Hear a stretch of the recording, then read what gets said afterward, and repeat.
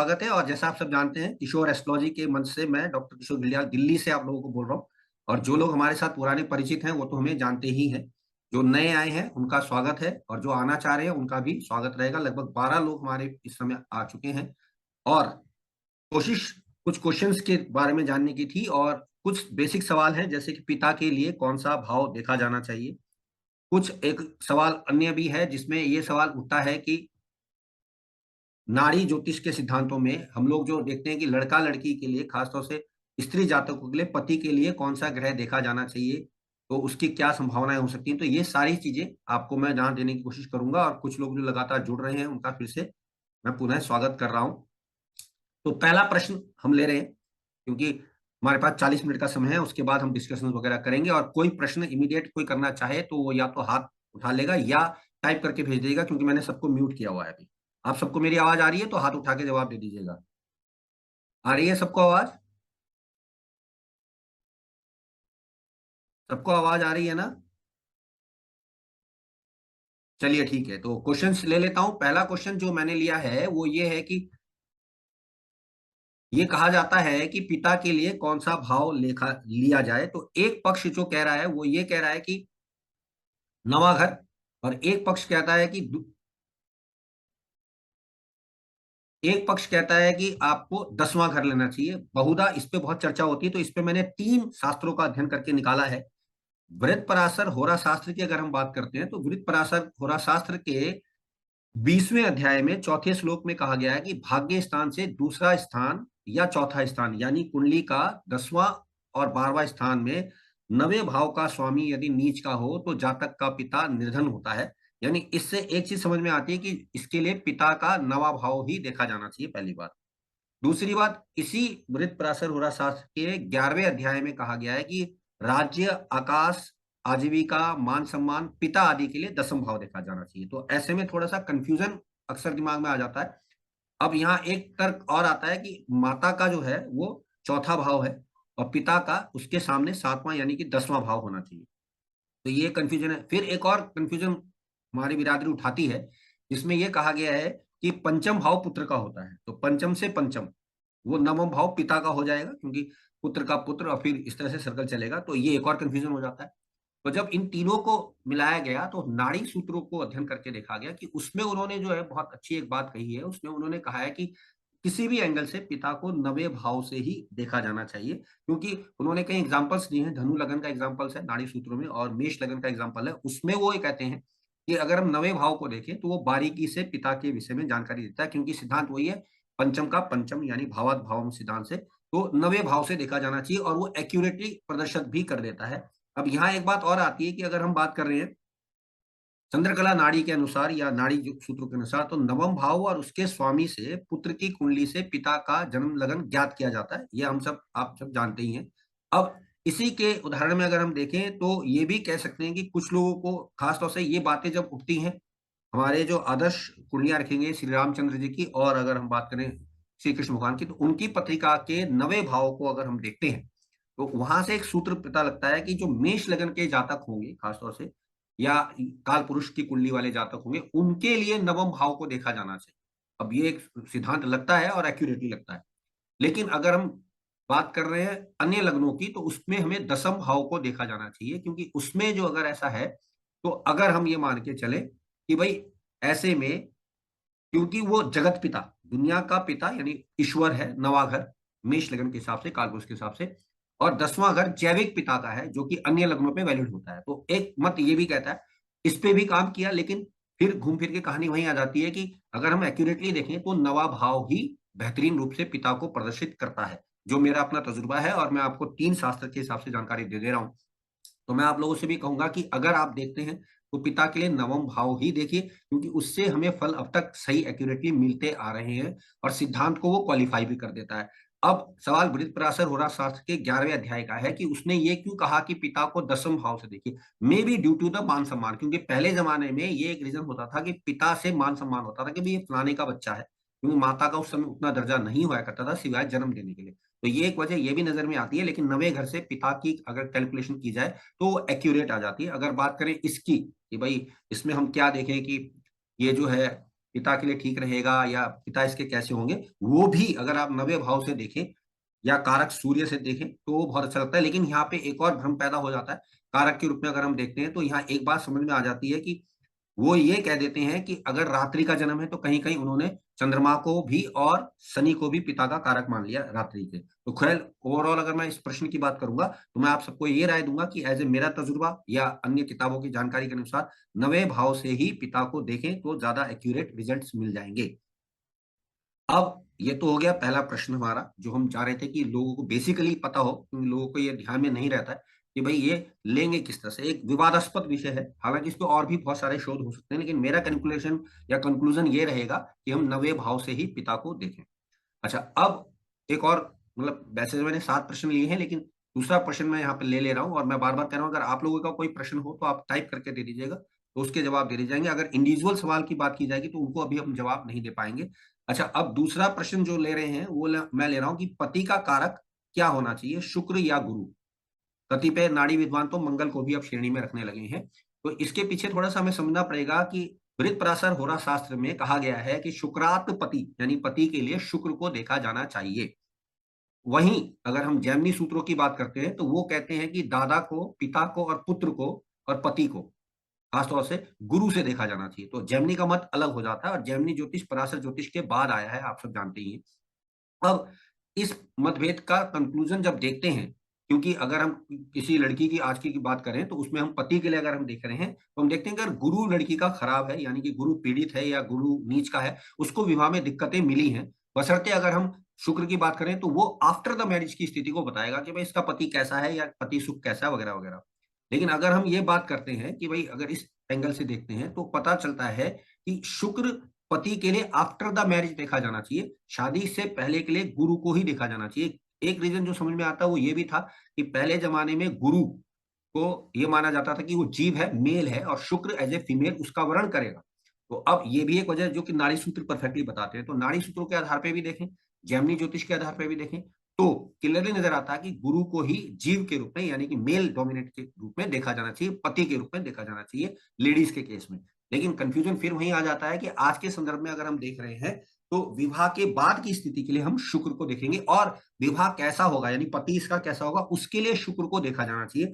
कतिपय कुछ विद्वान ये भी कहते हैं कि शुक्र से 7वें घर को देखो तो वो बताएगा कि इसका पति कैसा होगा। तो ये भी एक रीजन है जो कंफ्यूजन क्रिएट कर देता है। लेकिन अगर हम लबोलुबा बात करूंगा तो मैं ये कहूंगा कि हम गुरु को ही देखें, क्योंकि जो वैदिक आचरण दिखा रहा है कि अगर गुरु नीच का है किसी कारणवश या गुरु पीड़ित होता है तो ऐसी लड़की को विवाह होने में दिक्कत होती है। आफ्टर मैरिज की हम बात नहीं कर रहे, और यहाँ विवाह की बात कर रहे हैं जो कि संस्कारिक विवाह है। अगर वो किसी के साथ लिव इन में रह रही है या किसी से प्रेम संबंध डेवलप किए बैठी है तो उसके लिए कलयुग में अगर आज की बात करूंगा तो मैं मंगल को देखूंगा, क्योंकि शुक्र और मंगल दैहिक आकर्षण के कारक बनेंगे।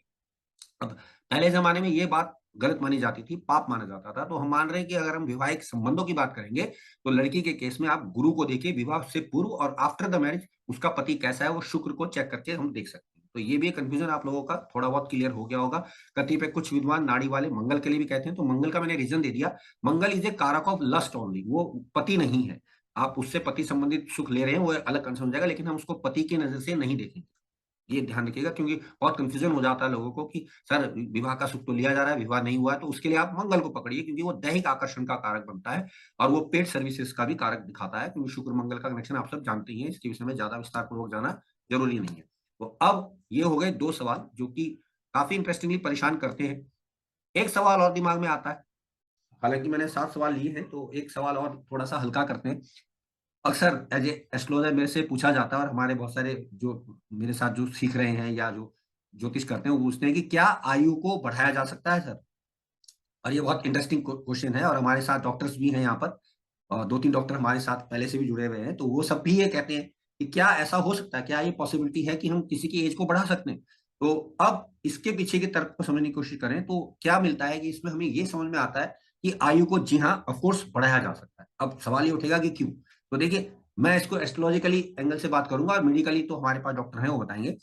साइंस भी ये मानता है कि शरीर में जल की मात्रा जब तक रहेगी या जल जितना ठीक ठाक रहेगा आदमी की आयु उतनी ठीक ठाक रहेगी। Because according to biological system हम ये मानते हैं कि आप बिना खाए 62 डेज तक रह सकते हैं, लेकिन अगर आप पानी नहीं पियेंगे तो 6 घंटे के बाद आपको दिक्कतें महसूस हो जाएंगी, आप ज्यादा जी नहीं पाएंगे। तो शरीर में जल तत्व का बराबर कंट्रोल या नियंत्रण रहना चाहिए। और जल तत्व के दो ग्रह माने गए हैं, जो कि आप जानते हैं शुक्र और चंद्र रखे गए हैं। अब ये अगर आप बैलेंस शरीर में रखते हैं, जैसे कि आप प्रॉपरली सही तरीके से पानी का सेवन करते हैं या शरीर में जल की मात्रा को बराबर रखते हैं, और परिष्कृत जल जो कि शुक्र के क्षेत्र में वीर्य को माना जाता है, अगर आप उसको बचाकर चलते हैं, उसको अनवांटेड तरीके से खराब नहीं करते हैं, तो यानी ब्रह्मचारी का पालन करते हैं, तो ऑफकोर्स आपकी एज बढ़ जाएगी। और ये सिद्धांत आप देखिए कि जितने ब्रह्मचारी लोग रहे हैं उनकी आयु काफी होती है। और अब जल तत्वों को अगर हम लें तो जल जहां होता है, यानी जलीय सभ्यता के आसपास जहां हमारी सभ्यताएं बनी हैं, वहां के लोगों की आयु बहुत ज्यादा देखी गई है। अनुभव के तौर पे एक बेस्ट एग्जांपल आपको मिलेगा जापान में। जापान में जो मौत का जो रेशियो है बहुत ज्यादा कम है, बड़े बुजुर्ग की संख्या बहुत ज्यादा है। तो क्यों? क्योंकि वो चारों तरफ समुद्र से घिरा हुआ है। तो ये एक वजह एक्यूरेटली समझ में आती है कि अगर आप शरीर के जल तत्व को मेंटेन करके चलते हैं, नो मैटर कैसे भी। अब ये हर एक व्यक्ति का अलग अलग होगा, क्योंकि प्रत्येक व्यक्ति का चंद्रमा या शुक्र किस स्थिति में होगा वो भी डिपेंड करेगा। हालांकि अब ये जल तत्व की बात हो रही है बैलेंसिंग की, यानी कि शरीर में अगर आप प्रॉपर तरीके से जल का नियंत्रण रख लेते हैं तो आपकी आयु ऑफ कोर्स बढ़ जाएगी। ये अनुभव में परफेक्टली देखा जाता है। और जैसे मैंने एग्जांपल दिया कि ऋषि मुनि एक बेस्ट एग्जांपल है, और कुछ ऐसे देश जो पानी के आसपास बने हुए हैं या जो पानी के आसपास लोग रहते हैं, उनकी आयु ऑटोमेटिकली बढ़ती हुई देखी गई है, क्योंकि पानी शरीर के बैलेंस को निर्धारण कर देता है। अब कुछ लोग ये भी कहेंगे कि शरीर में पानी के तत्वों की डिसबैलेंसिंग हो जाएगी, वो बात की बातें हैं। लेकिन हम फिलहाल मान रहे हैं कि अगर जल तत्व यानी जल राशि के तत्व आपके शरीर में प्रॉपर हैं, तो आपकी आयु ऑफकोर्स बढ़ाई जा सकती है या बढ़ जाती है। और बेस्ट तो इसके लिए शुक्र को परिचित किया जाना चाहिए, क्योंकि शुक्र जो है बेसिकली हमारे शरीर में बहुत कम मात्रा में पाया जाता है। हालांकि जल की पॉसिबिलिटी की बात करें तो चंद्रमा का तत्व है, तरलता का तत्व है, वो लगभग 60 या 67% हमारे शरीर में होता ही होता है, वो सब आप जानती हैं। लेकिन मेडिकली अगर मैं कहूंगा तो मैं यही कहूंगा कि आपको अपने शरीर में लिक्विड को कंटेन या मेंटेन करके चलना चाहिए। संभवतः इसीलिए मीन राशि 12वें घर की जल तत्व की रखी गई है, जो कि आयु से संबंधित है कि भाई अगर मीन राशि अच्छी है तो आपकी आयु अच्छी है। ये अनुभव में देखा जाता है। तो ऋषि मुनियों के लिए आप देखिए कि उनकी मीन राशि बड़ी पावरफुल होती है, इसीलिए वो लोग घर बार छोड़कर विवाह की भावना ले लेते हैं, और तब उनका शुक्र जो है प्रबल हो जाता है और एज बढ़ जाती है। तो ये एक तीसरा सवाल था जो अक्सर दिमाग में आता है, तो इसलिए मैंने किया। अच्छा, अब एक बड़ा इंटरेस्टिंग सवाल है जो कि एक बहुत छोटे से बच्चे ने मुझसे अभी कुछ दिन पहले किया, और बड़ा अजीब लगा कि ये बात हमने आज तक नहीं सोची और आप सबने भी नहीं सोची होगी। और मैं दावे से कह रहा हूं कि ये इस तरह का सवाल था जो वाकई मुझे बड़ा हैरानी हुई कि इतना बेसिक हम लोगों ने नहीं समझा। उस बच्चे का सवाल ये था कि सर, मैं एज ए स्टूडेंट हूं, अभी मैं 1-2 साल से ज्योतिष कर रहा हूँ। हमें बताया जा रहा है कि राशियां सम और विषम बराबर बराबर। आप सब जानते हैं सम राशियां जो स्त्री राशियां और विषम राशियां पुरुष राशियां हैं। तो उसका कहना था कि सर ये दोनों बराबर हैं, तो पृथ्वी पर मर्द और औरत यानी मेल और फीमेल बराबर क्यों नहीं? अब ये सवाल जो था भाई साहब, दिमाग को इस कदर हिट हुआ, मैंने कहा यार ये बात इतनी सालों से ज्योतिष कर रहे हैं, हमने कभी सोची नहीं। और ये बिल्कुल प्रैक्टिकल नॉलेज की बात है, अगर आप देखें, मतलब इंटरेस्टिंग है। उस बच्चे को मैं दाद देता हूँ कि उसने वो बेसिक पकड़ा जो हमने नहीं पकड़ा। तब परेशानी हुई तो सारी किताबें खंगाली, बहुत सारी किताबें ढूंढी, किसी में इसका जवाब नहीं मिलता है।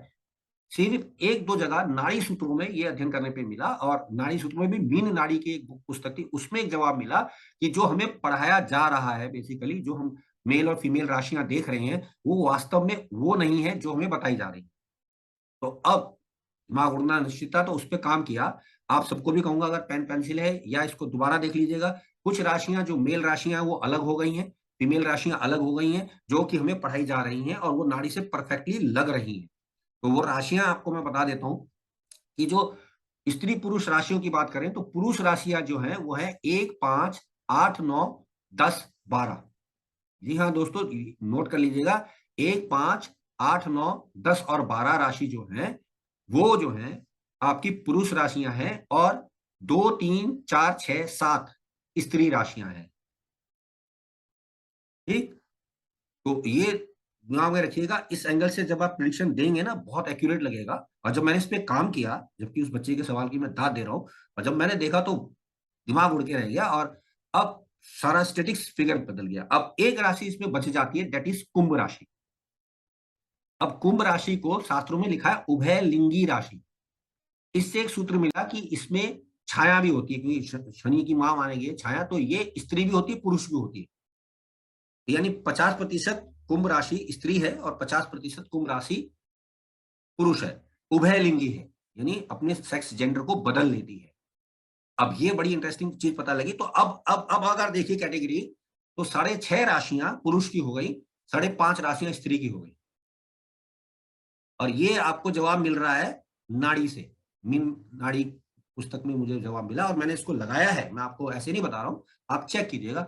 अब इसमें से मैं आपको शोध के लिए एक काम देता हूं कि आप देखिएगा कि जिन लोगों की लड़कियां लड़कियां पैदा हो रखी हैं, उनमें देखिए जो स्त्री राशियां जो मैंने बताई है ना, उन राशियों में ज्यादा ग्रह होंगे। आज जो स्त्री राशियां बताई गई हैं उनमें ज्यादा ग्रह होंगे, उनकी लड़कियां ज्यादा है। अब जब मैंने इस पे काम किया तो मेरे को बहुत सारी कुंडलियां थी, मैंने देखा यार वाकई ऐसा है। तो पता चला कि भाई ये तो हो ही कुछ और रहा है, हम तो समझ ही कुछ और रहे थे। तो अब 65 और 55 का रेशियो हो गया, यानी मेल राशियां 65 है, यानी 6.5 मान लो 12 में से, और वो 5.5 है। तो अब अगर आप देखें तो मेल आदिकाल से दुनिया में ज्यादा रहे हैं, फीमेल्स कम रही हैं। और ये अकाट्य सूत्र एक छोटे से बच्चे के प्रश्न से आया, जिसने लाजवाब कर दिया। और ये सवाल बेसिक इतना तगड़ा, कोई नहीं समझ रहा इसको, और ये बहुत सही सटीक समझ में आया कि इस वजह से औरतें कम है, मर्द पूरी दुनिया में ज्यादा है। और अब इस एंगल से देखिएगा कि अगर पुरुष राशियों में ज्यादा ग्रह हैं तो उनके पुत्र ज्यादा मिलेंगे, अगर स्त्री राशि में अगर है तो उनकी लड़कियां ज्यादा मिलेंगी। और ये मैंने लगाया है, इसलिए मैं आपको बता रहा हूँ।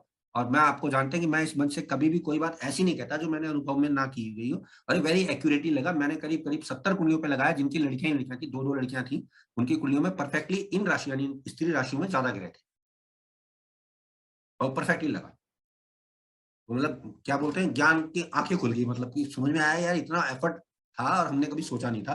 तो ये एक प्रश्न था माइंड में, चौथा प्रश्न। तो ये आप लोगों को बताया मैंने, और इस पे ध्यान दीजिएगा। एक बार फिर से बता देता हूँ, 1, 5, 8, 9, 10 और 12, यानी कि मेष, सिंह, वृश्चिक, धनु, मकर और मीन राशि पुरुष की है। 2, 3, 4, 6, 7 यानी कि वृषभ, मिथुन, कर्क, कन्या और तुला राशि स्त्री की है। और कुंभ राशि जो कि 11 नंबर की बचती है, वो राशि जो है वो 50% मेल 50% फीमेल है।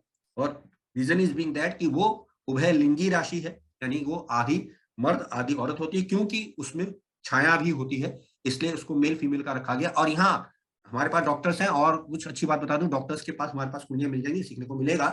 तो डॉक्टर रेखा जी और हमारे साथ स्मिता जी भी हैं, और एक और डॉक्टर है हमारे साथ, अनिल जी। तो उनके लिए भी मैं कहूंगा कि ये दिखेगा कि टेस्ट ट्यूब बेबी होने पर कुंभ राशि एक्टिवेट रही है, ये पता चला है।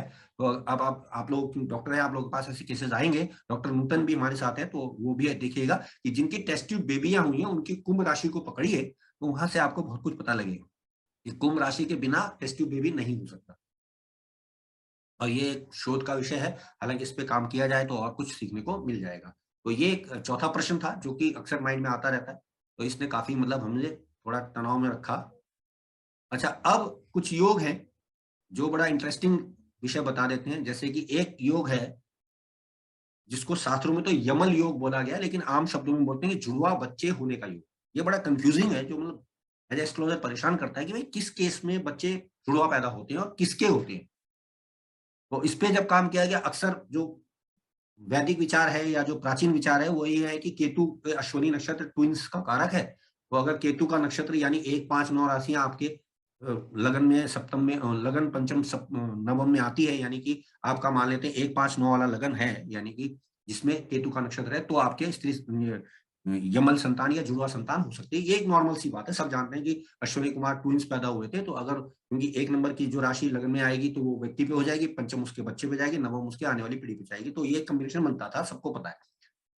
लेकिन ये नहीं लग रहा, क्योंकि मैंने कुछ जुड़ा बच्चों की कुंडली देखी, ना तो उनके माँ बाप का केतु से संबंध था, ना उनका था। अब बड़ी परेशानी हुई भाई, मैंने ये क्या चक्कर है यार, हम तो ये पढ़ते आ रहे हैं, आज तक हमें ये बताया जा रहा। फिर सोचा, फिर 2-3 किताबें निकाली, पता चला काल पुरुष की कुंडली का आधार लिया गया है, मंगल लग्नेश है, भाई बहन का मालिक बनता है मिथुन राशि का बुध, और सूर्य काल पुरुष का पंचमेश है। तो जब भी मंगल सूर्य बुध का संबंध हो, यानी सूर्य बुध को मंगल देख रहा हो या मंगल बुध साथ में सूर्य देख रहा हो, तो जुड़वा संतान होने के योग बनते हैं। और ये बड़ी अजीब शोध बता रहा हूं मैं, क्योंकि जब लगाया कुंडलियों पे, क्योंकि 17-18 कुंडलियां थी, तो उसमें ये कॉम्बिनेशन बहुत ही ज्यादा परफेक्टली मिला। मंगल का संबंध बुध और सूर्य से होना चाहिए। कारण मैंने आपको बताया था, मंगल लग्नेश है और तृतीयेश भाई बहन है, और बुध बहुत तत्व का है कि एक से ज्यादा होंगे, वो जुड़वा होंगे। और सूर्य क्योंकि पंचम भाव का कारक उसका मालिक ही बनता है, संतान कारक, पुत्र कारक, तो वो परफेक्ट, यानी मंगल बुध सूर्य का संबंध जब भी होगा जुड़वा संतान होने की संभावनाएं बन जाती हैं परफेक्टली। कुछ एग्जांपल्स में मैंने देखा। इसके अलावा दो तीन और खुराफात लगाई कि भाई एक से तो काम बनेगा नहीं, सब पे तो कॉमन होगा नहीं, क्या हो सकता है। इस पे एक और पता चला, ये एक नाड़ी सूत्र की किताब में लिखा हुआ था, उसमें उन्होंने लिखा है कि जब भी सूर्य चंद्र पे वक्री ग्रहों का प्रभाव होगा, विशेष तौर से गुरु वक्री हो या राहु केतु का प्रभाव हो, तो जातक विशेष के जुड़वा संतान होती है। इस पे एग्जांपल दिया गया है उन्होंने मुकेश अंबानी का, उसके दो बच्चे जुड़वा हैं, उसकी कुंडली में ये योग देखने में आया है कि सूर्य चंद्र पर वक्री ग्रह का प्रभाव है। तो ये बड़ा अजीब शोध पता चला, तो हमने कहा चलो भाई ये भी पता कर लेते हैं। ठीक, तो अब दो सवाल और रह गए और लगभग 10 मिनट का समय हमारे पास ये बता रही है, तो उसको भी फटाफट कर लेते हैं। एक सवाल आता है कि सास बहू में अक्सर टेंशन रहती है, क्यों, नैसर्गिक प्रॉब्लम क्या है। तो इसके विषय पे थोड़ी सी काम किया तो पता चला कि नैसर्गिक रूप से कर्क राशि चौथे भाव की बनती है, और उससे चौथा यानी कर्क की राशि यानी माँ की माँ, यानी चतुर्थ भाव से चतुर्थ भाव सप्तम भाव बनता है जो कि पत्नी का है। तो पत्नी जो है वो सास की माँ बनने की कोशिश करती है, यानी कि लड़के की जो माँ है उसकी माँ बनने की कोशिश करती है, क्योंकि वो उससे 4 to 4 है। यही वो प्रॉब्लम है जिसकी वजह से प्रॉब्लम रहती है, और ये एक नैसर्गिक गुण है। आपने इस एंगल से कभी इसको सोचा नहीं होगा, सोच के देखिएगा जो भी हमारे बीच यहाँ पर है कि क्या कारण है। तो वो जो बहू जो है वो अपनी सास की माँ बनने की कोशिश करती है, बिकॉज वो उसकी 4 to 4 पड़ती है। तो ये एक वजह समझ में आई नैसर्गिक रूप से। अब बाकी कहीं रीजन हो सकते हैं, लेकिन ये बड़ा एक्यूरेट लगा कि भाई ये तो संबंध तो ऐसे दिखा रहा है यार, माँ की माँ ये है। तो अब इससे एक और अनुभव पता लगा कि सौतेली माँ के लिए शुक्र को भी देखा जाना चाहिए। ठीक, तो ये एक वजह थी जो मेरे को समझ में आई कि भाई इस वजह से माँ बच्चे की या सास बहू की लड़ाई रहती है। लास्ट क्वेश्चन जो है सातवां, क्योंकि लगभग 8 मिनट का टाइम रह रहा है, तो इस क्वेश्चन को लेंगे, फिर आप लोगों को भी कुछ पूछना हो तो देंगे। तो अब लास्ट क्वेश्चन जो मैंने लिया है कि नीच के ग्रह जो होते हैं वो हमारे शरीर में करते क्या है। और ये बहुत एक्यूरेट प्रश्न आता है जवाब में कि भाई नीच का ग्रह करता क्या है। अब नीच के ग्रह को दो तरीके से समझना पड़ेगा कि नीच का ग्रह अगर आपकी कुंडली में कहीं पर भी है, तो पहला तो वो ये करने वाला है कि आपको किसी भी एंगल से उसके कारकत्वों का सुख लेने नहीं देगा। यानी जिस भाव का वो लॉर्ड है उसके कारकत्वों का सुख आपको लेने नहीं देगा। जैसे कि अगर मैं कहूं कि भाई अगर आपको हम ये कहें कि भाई शुक्र मान लेते हैं नीच का है किसी का, तो ऐसे जातक को जो है बेसिकली वैवाहिक जीवन में लेट मिलेगी, या वैवाहिक सुख नहीं मिलेगा, या पत्नी नहीं मिलेगी, या पत्नी गुजर जाएगी, छोड़ जाएगी वगैरह वगैरह, क्योंकि शुक्र नीच का है। सीधे शब्दों में कहें तो कारकत्वों की हानि निश्चित है। अगर तीसरे भाव का स्वामी नीच का है तो भाई बहनों का सुख नहीं मिलेगा, चतुर्थ नीच का है तो माँ का सुख नहीं मिलेगा वगैरह वगैरह, वो सब आप जानते हैं। अब शरीर में क्या करेगा नीच का ग्रह, क्योंकि ये तो हमने कारकत्व की बात कर ली। अब शरीर में अगर वो नीच का होता है तो सीधे शब्दों में कहेंगे कि अगर मान लीजिए किसी का मंगल नीच का है, तो अब मंगल कारक है ब्लड में हीमोग्लोबिन का, तो इस व्यक्ति के शरीर में हीमोग्लोबिन की कमी पाई जाएगी, यानी ऊर्जा, क्योंकि हीमोग्लोबिन से ऊर्जा मिलती है हमें शरीर को, उसके शरीर में ऊर्जा नहीं रहेगी, यानी दिन भर वो आदमी ज्यादा देर तक खड़ा या प्रॉपरली काम नहीं कर पाएगा, शरीर में नुकसान रहेगा। इसी प्रकार से अगर गुरु नीच का हो तो बड़ी इंटरेस्टिंग चीज पता चली कि ऐसे व्यक्ति के शरीर में चर्बी बिल्कुल भी नहीं हो, क्योंकि गुरु मेद चर्बी का कारक है। अब गुरु नीच का है तो चर्बी नहीं हो सकती इस आदमी के शरीर में, क्योंकि वो नीच का है। अब कुछ लोग कहेंगे सर नीच का होकर वक्री हो जाए तो वो फिर वो डायबिटीज कर देगा या वो बहुत फैटी बना देगा, वो सब आप जानते हैं, लेकिन मैंने एक बेसिक चीजें आपको बताई है। इसी प्रकार से अगर मान लेते हैं किसी के केस में, अगर हम अब मान लेते हैं कि बुध अगर नीच का है, तो ऐसा तो नहीं है कि उसकी बुद्धि नहीं होगी, लेकिन ये माना जाएगा कि ऐसे व्यक्ति को सोचने समझने में, रिकलेक्शन में या यादाश्त रखने में थोड़ी कमी होती है, क्योंकि बुध इन चीजों का मालिक बनता है, और कारकत्व के रूप में वो जिस भाव का मालिक है उसमें आपको कमी देना उसने कर देना है, ये तय है। ऐसे ही अगर मैं फिर से कहूंगा शुक्र अगर नीच का है तो कहीं आप में ओज की कमी है, शुक्र तत्व की कमी है, और इसकी वजह से आप परेशान रहते हैं, आप ज्यादा अट्रैक्ट होते हैं और आप संबंध ठीक से नहीं बना पाते हैं। तो ये सारी चीजें इसलिए बताई कि बॉडीली भी आप समझ पाए और कारकत्व के रूप में भी पहुंच पाए। तो ये 7 प्रश्न मैंने रखे थे। आशा है आप लोगों को काफी कुछ सीखने को मिला होगा, जो लोग नए आए हैं उन्हें तो मिला ही होगा, और जो पुराने हैं वो तो हमारे परिचित ही हैं। तो अब आप लोगों का सेशन खोल देते हैं। अब आप लोग चाहे तो जो प्रश्न करना चाहें कर सकते हैं।